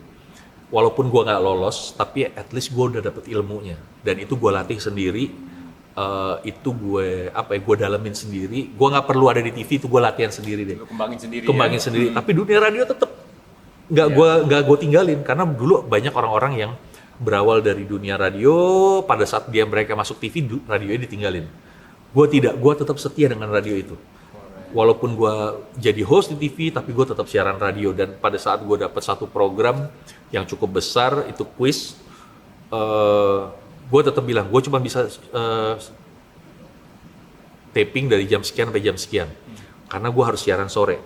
Dan mereka mengerti itu gitu. Kadang-kadang gue juga dikasih kesempatan kalau misalnya, saya ini episode-nya harus agak panjang, bisa nggak lo taping? Ya udah, gue izin ke studio radio, gue bisa taping nggak? Bisa, ya udah taping. Jadi harus fleksibel lah kayak gitu. Tapi gue menikmati dua-duanya. Bahkan sampai pada saat gue udah mulai masuk TV, udah mulai dikenal sama orang-orang di TV, gue tidak pernah meninggalkan si radionya. Gue tetap menjadi Harsha Subandrio penyiar radio gitu. Itu gue jalanin sampai banyak banget program yang gue jadi host quiz, jadi yang talk show, udah itu semua sampai sekarang ilmunya gue pakai karena memang itu adalah gue seneng banget pada saat gue harus interview, ngobrol kayak sekarang gini nih, gue ngobrol berbagi cerita, terus gue menanyakan, itu gue seneng banget. Sampai juga ada satu program kuliner gue bawain. Padahal gue bukan ahli kuliner, gue bawain dengan satu brand kecap lah waktu itu. Dan sebelumnya gue harus menggantikan Pak Bondan pada saat itu. Pak Bondan udah duluan di program itu, Pak Bondan tidak diteruskan kontraknya, mencari presenter baru lagi, host baru. Gue di casting, gue dapet, alhamdulillah, walaupun dengan ilmu kuliner gue yang separuh-separuh, karena gue juga termasuk orang yang makannya itu-itu aja. Maksudnya gue lagi pengen makan somai ya gue makan somai aja gitu. Gue pengen makan pempek, gue makan pempek aja gitu. Nah, ternyata dunia kuliner gue belajar juga di situ. Berat jadi host kuliner. Tapi kenyang kan, enak. Alhamdulillah saya sampai 100 kilo waktu itu. Nggak, cuman Mas Harsha yang selalu bilang bahwa gue nggak pernah ninggalin radio, tapi challenge paling tantangan paling beda dengan radio di TV itu apa menurut Mas Harsha? Bedanya ya sebenarnya radio sama TV. Sama TV. Jadi gini, Di radio itu gue menemukan sebuah kebebasan untuk bercerita, untuk menggambarkan, untuk membagi cerita atau sharing tentang sesuatu. Yang di TV itu semua terlihat kan, gesture visual. kita visual banget. Visual banget. Nah di radio kita bisa mainin theater of mind, Oke. pendengar. Kalau lu misalnya kayak, udah nyobain belum ke pasar malam ini? Lu di pasar malam ini bukan kayak pasar malam biasa. Pasar malam ini ya, pada saat lo masuk aja, lo nanti beli tiket. Nah setelah beli tiket, lo dapat kupon untuk bisa nukerin dengan makanan. Nah sebuah cerita itu, pada saat kita bercerita pendengar gini, wih, dapat makanan. Wih, wahananya ada yang begini. Terus jangan lupa ke wahana ini. Itu nggak tahu kenapa gue seneng banget bercerita seperti itu. Makanya bedanya di dunia radio kita kayak menjual mimpi, kalau di TV kayak menjual kenyataan gitu sebenarnya. Hampir kalau menurut gue gitu ya. Walaupun kita sebenarnya bisa menggunakan ilmu radio di TV, tapi terkadang di TV kita nggak bisa menggunakan ilmu TV di radio. Menurut gue ada gitu. Tapi kalau misalnya mau di-combine bisa aja sebenarnya. Apalagi sekarang kayak misalnya TV sekarang pelan-pelan sudah mulai tergantikan dengan YouTube gitu. Di YouTube bisa bebas ngomong apa aja gitu. Mau ngomong kasar sedikit, mau ngomong kasar banyak, serah lu gitu. Tapi tetap di TV nggak bisa tuh. Kita mau ketawa terbahak-bahak aja, kan nggak bisa di TV. Kalau di radio atau di YouTube sekarang kan bisa. Mau ngakak, mengguling-guling, bodo amat. Kalau di TV kan tetap harus jaim gitu. Nah, berjalan itu yang membedakan. Jadi terkadang pada saat di TV, gue jadi gue yang lain, tapi pada saat di radio ya jadi diri gue yang bener, yang doyan bercandaan, yang kalau di TV gue harus berperan sebagai orang yang cukup serius gitu. Makanya pada saat gue dapet satu program horor yang meledak banget, orang nyangkain gue serius. Radio ya? TV, Oh, di di TV. TV. Kalau gue juga nggak tahu apa banyak orang yang dengerin gue siaran dan sampai sekarang pun masih inget. Oh iya, Harsha Subandrio ini kan, jadi orang pasti selalu ingat Harsha Subandrio penyiar gitu. Mau itu dia nggak mungkin ngelihat gue di TV sekali-sekali aja gitu ya. Tapi di radio mereka, apalagi untuk yang pendengar radio udah pasti tahu lah gitu. Nah pada saat gue meledak di TV itu, tetap gue akhirnya gini, kok gue nggak bisa jadi diri gue sendiri ya? Gue tetap ya udahlah harus dijalanin, namanya juga profesi gitu. Ya udah. Kayak nggak bisa jadi kayak nggak bisa jadi diri sendiri karena memang tuntutan dari Tuntutan. itu kan. Tuntutan dari program. Jadi, lo nggak boleh gini ya, lo nanti gini. Lo harus begini, nanyanya harus begini, lo harus serius gitu.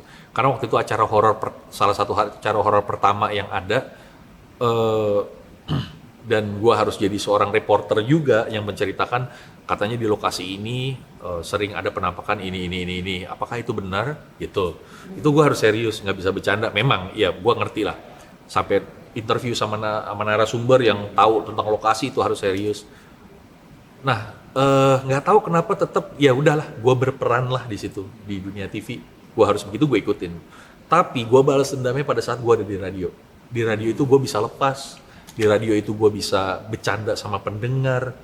Dari pendengar ada yang udah malahan jadi temenan. Bahkan jadi ada pendengar yang karena mereka ngelihat kok kayaknya kalau siaran pagi lo begini-gini kok kayaknya lo kayak seru-seru aja ya. Terus sampai akhirnya gue boleh nggak jadi tamu? Boleh, yuk lo datang gitu. Sampai akhirnya dia nemuin nikmatnya siaran radio ini orang. Oh, seenak ini ya di studio gitu. Terus Mas Harsha mungkin nggak sih kalau yang membuat Mas Harsha tidak menjadi diri sendiri di radio itu karena tadi kan Mas Harsha bilang sebetulnya kalau di radio nggak usah scripted. Iya. Tapi kalau di TV kebanyakan scripted Script. kan. Betul. Nah itu salah satu yang cukup berat buat gue. Gue orangnya sangat improvisasi banget. Oke. Dan pada saat di TV yang bagusnya, positifnya adalah gue belajar bagaimana ngobrol, interview dengan orang-orang. Jadi misalnya gue dapat cue card dengan pertanyaan ini. Gue baca dulu, oke. Ada. Gue ikutin 1, 2, itu gue ikutin dari cue card. Tapi tiba-tiba gue nyelipin satu pertanyaan yang tidak ada di cue card. Selalu sebuah pertanyaan yang gue kasih itu adalah pernyataan dari si narasumber sebenarnya. Yang gue, di situ pun gue jadi belajar bahwa lo jadi host itu nggak harus selalu ngomong, tapi lo harus dengerin. Dan itu gue pakai di radio juga. Lo sebagai penyiar radio, lo harus jadi pendengar juga. Karena kalau lo tidak mendengarkan, lo hanya ngoceh aja. Penyiar radio kan selalu dibilang ngoceh mulu. Tapi pada saat lo masuk di talk show radio, lo harus mendengarkan karena ternyata banyak pernyataan yang bisa jadi pertanyaan dari si narasumber. Itu yang selalu gue pakai. Itu positifnya, gitu. Itu yang gue harap bisa ditularkan ke semua penyiar-penyiar radio, TV host, TV presenter sekarang Termasuk gitu. podcaster juga. Termasuk podcaster. Termasuk gini. Banyak masukan kita loh. Iya, jadi gini. Sebenarnya kayak misal, gue selalu pakai podcast itu dulu hanya audio. Ya, betul. Kalau sekarang sudah berkembang, Yeah. audio visual dan tetap dipakai nama podcast. Ya, which is itu nggak apa-apa sebenarnya. Tapi gue beberapa kali mendengarkan juga podcast yang ada di OTT sekarang, yang kan di Spotify ada banyak podcast kan. Gue mendengarkan, bagus, tapi gue menyayangkan. Karena apa? Ngobrol itu nggak selalu harus panjang lebar. Ngobrol itu bisa dibatasi supaya apa? Supaya pendengar yang dengerin kita ngobrol dapat inti dari obrolannya. Correct. Nah, beberapa podcast itu ngomong panjang, nggak selesai-selesai, sampai kita udah lupa apa yang diomongin tadi di awal. Iya. Nah, di radio kita tidak boleh seperti itu. Di radio itu ada, radio konsepnya sekilas dengar kan, formatnya driven, semua radio awalnya. Membawa. Gitu ya. Tapi sekarang kan udah bisa masuk ke aplikasi, bisa masuk ke streaming. Nah, dulu itu makanya kalau kita pakai konsep dengan ngobrol pendek, tapi message-nya sampai, itu jauh lebih bagus. Daripada ngobrol, ngalor ngidul panjang lebar, tapi message-nya nggak nyampe. Kayak gitu. Itu yang sebenarnya harusnya dimanfaatkan sama podcaster supaya podcastnya itu berkembang. Gitu sebenarnya. Gue ngelihatnya itu, which is sebenarnya ya banyak podcast sekarang yang beredar pun masih dengan konsep ngobrol panjang lebar gitu. Kalau misalnya dipakein, direm sedikit supaya orang, oh dengerinnya enak nih. Jadi kayak siaran radio beneran gitu. Podcast itu kan awalnya kenapa dibikin adalah untuk orang-orang yang tidak bisa siaran radio, tidak punya kesempatan. Ya udah, lo bisa create siaran lo sendiri lewat si podcast ini gitu sebenarnya. Sekarang itu dengan perkembangan zaman ya, kan Mas Harsha kan masuk itu udah mendekati tahun 2000 kan. Iya, betul. Oke. Teknologi itu juga mulai tahun 2000 tuh mulai kayak membabi. Iya, betul. Ya. Kalau dilihat sekarang itu peminat untuk radio untuk zaman-zaman generasi milenial itu masih tinggi nggak, Mas? Sebenarnya peminatnya masih banyak. Cuman permasalahannya radionya sekarang. Radio di tahun 2000 itu meledak benar-benar. Ada beberapa nama-nama radio yang cukup memegang jadi nomor satu lah ini. Karena kenapa dianggap bagus? Iklannya banyak. Ya, gajinya bisa sangat luar biasa. Ya alhamdulillah. Saya dulu udah ya termasuk akhirnya sekarang udah kayak dihitung penyiar senior gitu. Dulu orang-orang benar-benar awal 2000 itu orang-orang pengen banget jadi penyiar radio. Waduh, mereka ini loh mencoba segala. Saya bersyukur rezeki banget bisa memang jadi penyiar gitu. Nah, cuman kadang-kadang orang-orang banyak yang lupa bahwa proses jadi penyiar itu nggak sekedar lo bisa ngomong, lo bisa cerita, lo jadi penyiar terkenal. Kita jadi penyiar radio itu harus tahu visinya dulu nih. Lo suka radio karena apa? Gitu. Kalau lo cuman kepingin jadi terkenal, mendingan nggak usah. Kalau lo jadi terkenal karena lo penyiar, itu nilai plus. Itu nilai plus banget. Tapi paling nggak lo harus gini. kalau lo siaran sampai keringetan, artinya lo bener-bener siarannya serius. Kalau cuman sekedar, misalnya kalau kayak di radio gue sekarang, call sign itu 99,5 FM Smooth Radio, hari ini gue siaran mau cerita soal ini, tapi nggak dari hati. Oke. Ya udah, siarannya akan flat aja. Pendengar nggak dapet soul-nya dari si penyiar. Banyak kok yang kayak gitu. Tapi banyak juga orang-orang yang bener-bener kedengeran kok. Orang lagi, makanya kita ada smiling face pada saat kita siaran. Kita harus ya, hei apa kabar, gini-gini. Walaupun nggak ada kamera yang nyorot apa enggak. Tapi teknologi sekarang, orang pada siaran radio, live TikTok. Itu buat gue nggak apa-apa, itu bagus. Untuk ngasih lihat nih, lu di studio radio tuh kayak begini keadaannya. Kadang-kadang lu mesti yang, aduh capek nih. Abis yang terus masuk lagu, kita juga gitu. Gue terbiasa dengan siaran 4 jam sehari. Setiap abis siaran, biasa kalau nggak siaran pagi 6 sampai jam 10. Gue butuh waktu 2 jam untuk diem. Karena otak kekuras banget, karena itu gue pakai energi seluruhnya. Jadi pada saat ngomong, iya, jadi cerita itu begini-gini. Kita tuh di studio begitu. Kalau gue nggak tahu yang lain ya, tapi kalau dari versi gue harus begitu. Karena pada saat lu ngebawa siaran pagi, lu artinya harus membawa energi positif buat si pendengar. Pada saat si pendengar ngelihat lu udah yang nggak ada tenaganya, mereka tahu, ngomong apa sih gitu. Nah, makanya kita harus jadiin posisi kita, walaupun kita penyiar radio, kita harus jadi pendengar juga. Di mobil kadang-kadang gue suka dengerin. Wah ini bagus ya, ini informasinya bagus banget nih, ngebawain ini. Nah, itu yang selalu gue jadiin pelajaran. Jadi gue belajar itu nggak harus selalu sama senior, tapi lo harus belajar sama anak-anak yang muda. Sama kayak gue sangat mencintai juga fotografi. Gue belajar foto itu dari berbagai macam, dari fotografer. Bahkan gue belajar sama anak-anak yang jauh lebih muda dari gue. Tapi kemampuan fotografinya udah keren-keren banget ya. Makanya gue bilang, kita belajar itu nggak harus selalu sama yang senior, nggak harus belajar sama seorang profesor, tapi kita harus mau belajar. Salah satu yang paling deket sama anak kita aja, gitu. Kita harus banyak nanya sama mereka. Nah itu, makanya sekarang gue tetap memperbaharui pekerjaan gue sebagai si penyiar radio. Bercerita tentang masa lalu sekali-sekali nggak apa-apa, untuk ngasih tahu dulu nih begini nih. Nah tapi sekarang kita harus tetap update. Misalnya kayak ke bioskop yuk nonton, lo pergi duluan beli tiketnya. Kita udah nggak bisa ngomong kayak gitu. Kita sekarang harus ngomong, nonton yuk. Ya udah, mau nonton di mana? CGV apa XX1? Gua ada aplikasi, gua beli di sini aja ya. Nah, yang kayak gitu-gitu yang harus kita zaman sekarang. Makan yuk. Tapi gue malas pergi. Ya udah, kayak ojol aja. Udah. Itu yang kita harus banyak berbagi sekarang. Berbagi teknologinya gitu. Makanya menurut gue nih, Mbak, kalau sekarang dunia radio memang lagi berantakan sebenarnya. Karena jujur, gue sangat sedih. Banyak radio-radio yang akhirnya orang-orang yang nggak bisa siaran lagi karena memang harus tutup. Karena bisnisnya tidak berjalan.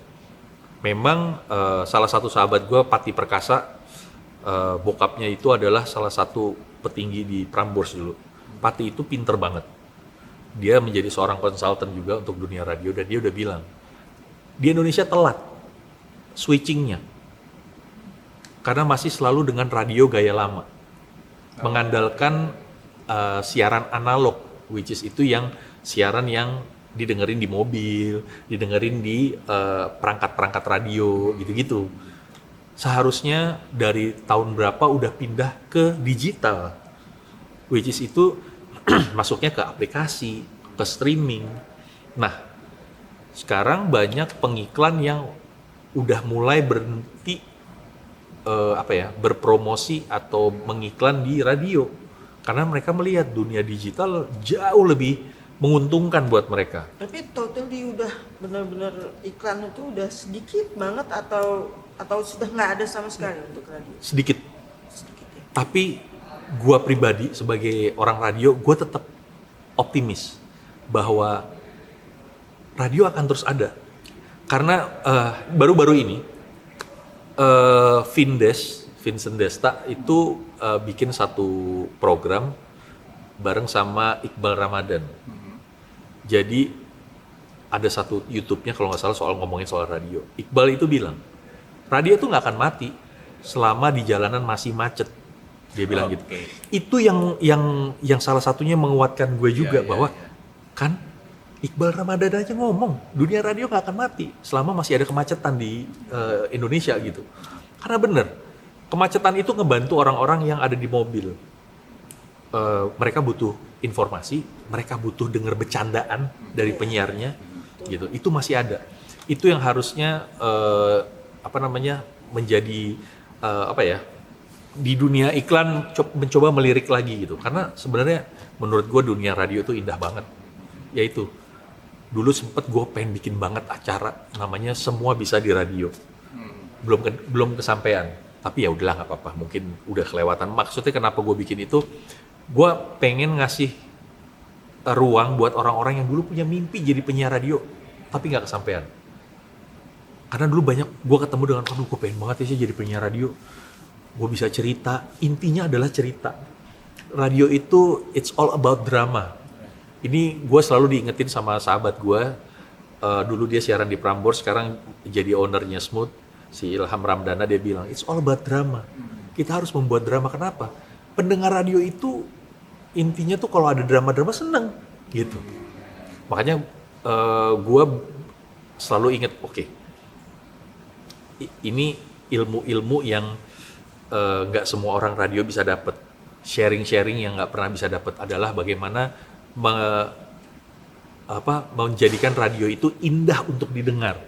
Karena apa? Ada dramanya.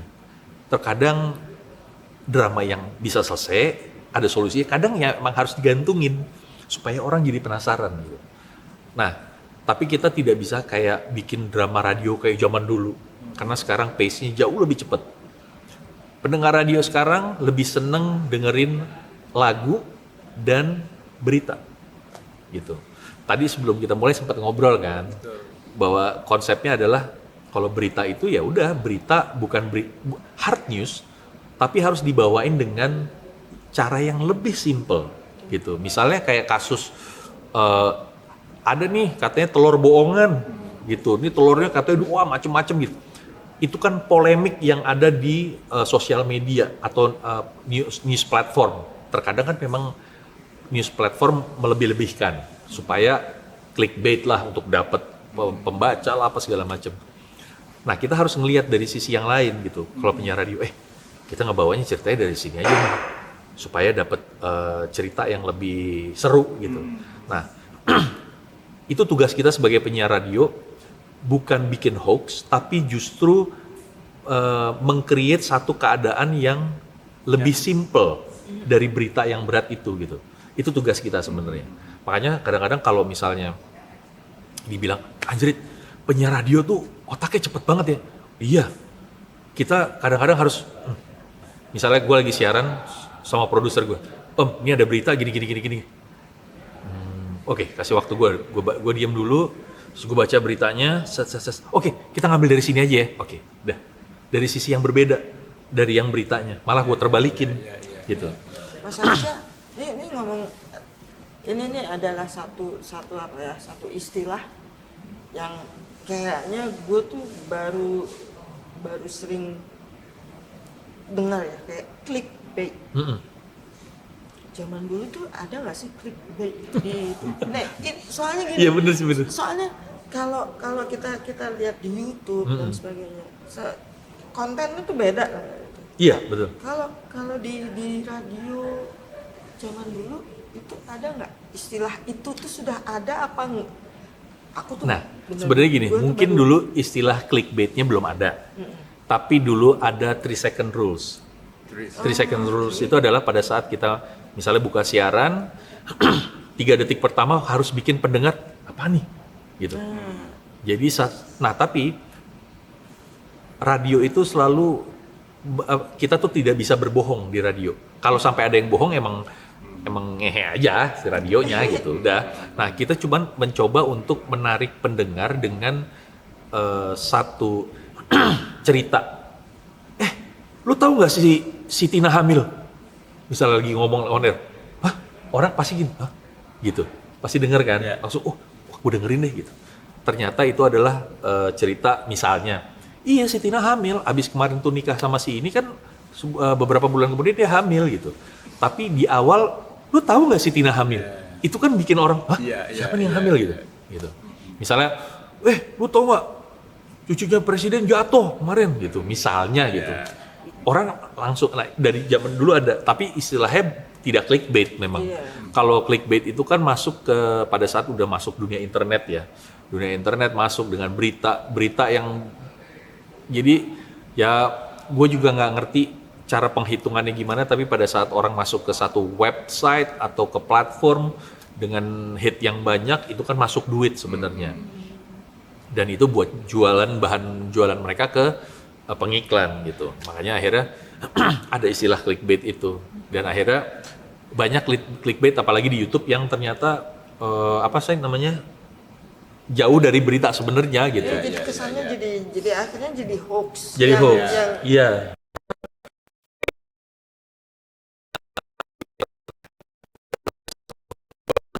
Ya sekarang gini.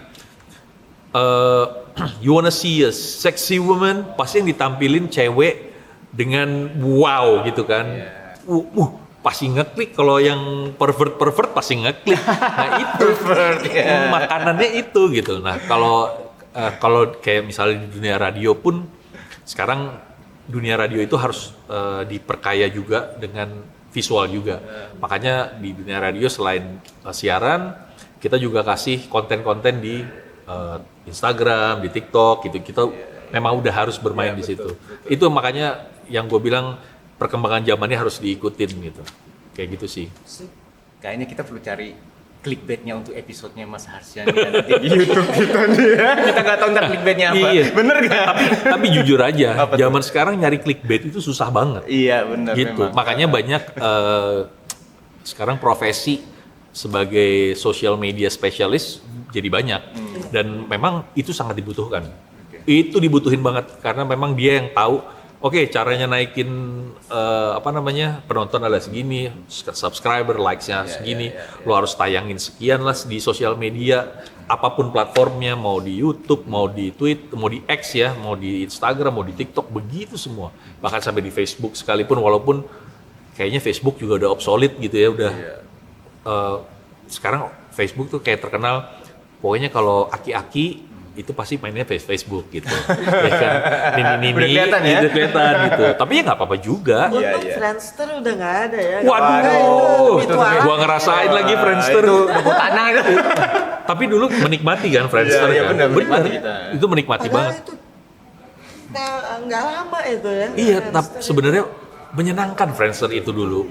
Cuman memang ya itu pasti ada sesuatu teknologi yang lebih baru lagi untuk si platformnya supaya bisa berkembang gitu loh. Jadi ya udah akhirnya setelah Friendster masuk FB ya waktu itu ya. Iya, Nah, FB. mulai di situ. Oke, mungkin ini 2 pertanyaan terakhir ya. Enggak sebelum mengakhiri. Oke, 2 pertanyaan terakhir. Pertanyaan yang pertama, ya gue tadi kan juga udah ngobrol-ngobrol sama lo tadi sebelum di sini ya. Gue juga udah ngambil card-nya apa-apa aja Asik. mau diambil gitu kan. Tapi Iya. ada satu yang gue memang sengaja mau gue selipin sekarang dan Iya. nggak ada dalam card tadi. Iya, bener. Gue mau nanya aja, kenapa kok lu bisa akhirnya masuk ke dalam dunia acting? Main film kan pernah ya? Sempet main Sempat film. main film ya, padahal kan itu sama dunia radio sama TV kan udah beda banget. Tapi Itu- benar. itu satu. Nanti habis yang kedua ya ini aja, nanti gue minta saran-saran sama pendapat untuk para retrois dari lo. Yang pertama dulu deh. Kalau Kenapa ada pertanyaan lagi lo? Nggak. Enggak. Oke. Nggak, siapa tahu Mas Harsha mau manggil temen-temen Ya, nanti Oh, iya. yang zaman-zaman dulu. Wah, pokoknya zaman-zaman nakal jahiliyah ya. bersama Gitu Asik. untuk ngobrol. Tapi Iya. yang jelas pertanyaan yang tadi yang gue selipin yang mungkin di luar dugaan lo, kenapa kok bisa begitu lo? Jadi gini, sebenarnya gue memang suka sama dunia film tuh udah lama juga, Oke. tapi tidak gue geluti banget gitu, karena nggak tahu kenapa gue tetap sukanya sama radio gitu. Nah, jadi gue nggak sempet itu menjadi sebuah film layar lebar, tapi gue menghargai karena Angga Sasongko ini adalah debut pertama dia menjadi seorang director. Jadi waktu itu dia gue waktu itu sempet udah mau ada satu project film bareng sama Lukman Sardi, udah reading, udah sempet latihan adegan segala macem. Cuman filmnya gagal karena ada perselisihan lah antara direkturnya. Sampai akhirnya gue nggak jadi ikutan, Lukman tetap syuting filmnya dengan cerita yang berbeda. Nah habis itu baru Angga ngajak gue main lagi dulu satu film yang akhirnya tidak jadi layar lebar tapi jadi feature movie. Itu judulnya Foto Kotak dan Jendela. Gue waktu itu posisi karakternya jadi seorang produser TV yang ngehe banget. Yang kan Sesuai dengan karakter lo nggak tuh? Enggak. Dulu gue ngerasain lah ketemu sama produser TV yang gayanya sejuta banget, ngehe banget, yang belagu banget, yang lu harus gini, lu harus Itu yang jadi referensi lo ya. iya, itu gua harus mendapatkan karakter itu. Gimana caranya? Ya udahlah. Berjalan walaupun itu tidak menjadi satu film yang meledak apa enggak, tapi gue menghargai karena sebenarnya dunia gue tuh nggak bisa acting sebenarnya. Mungkin karena gue tuh orangnya ya udah apa adanya aja. Di dunia radio juga gue harus menampilkan diri gue apa adanya gitu. Tapi ya udah gue belajar walaupun tidak rezeki juga. Udah banyak casting film dari film-film yang ternyata pada saat film itu tayang meledak. Gue padahal di casting nih film ini gitu. Tapi ya sudah, memang mungkin bukan rezeki gue. Pernah gue beberapa kali casting buat film juga, gue sama direkturnya terkenal loh. Itu gue dicuekin. Gue casting, gue lagi baca dialog ya. What do you expect? Lo baru dapat skripnya hari itu, lo harus bisa mendalami karakter. Saat itu juga menurut gue lu nggak fair gitu.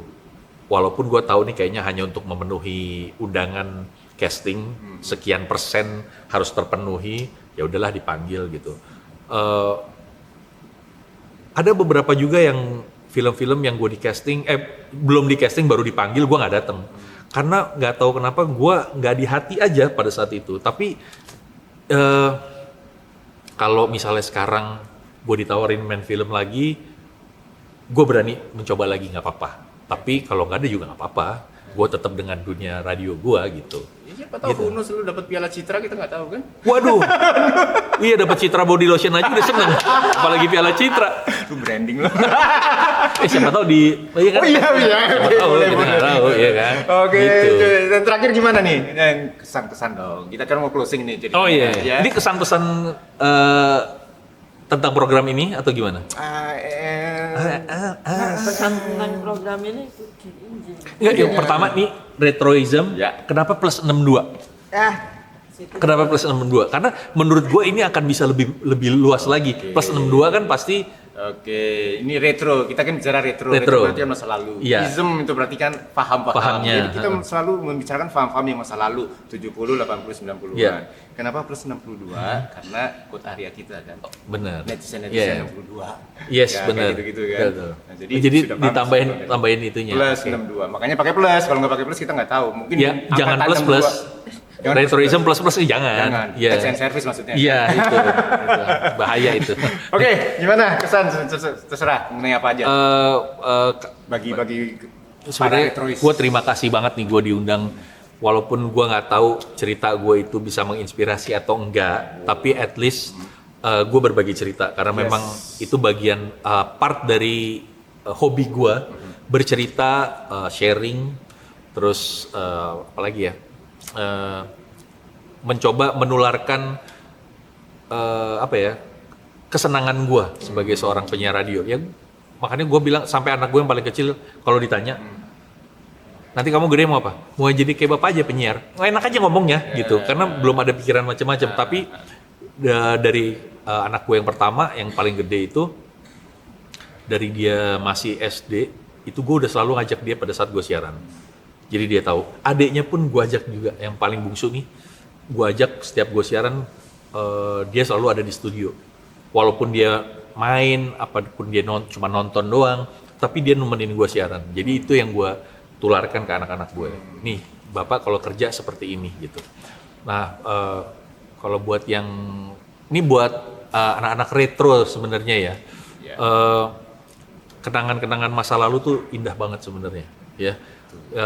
Apalagi kalau misalnya dulu pasti kita selalu ada senior dan junior zaman dulu.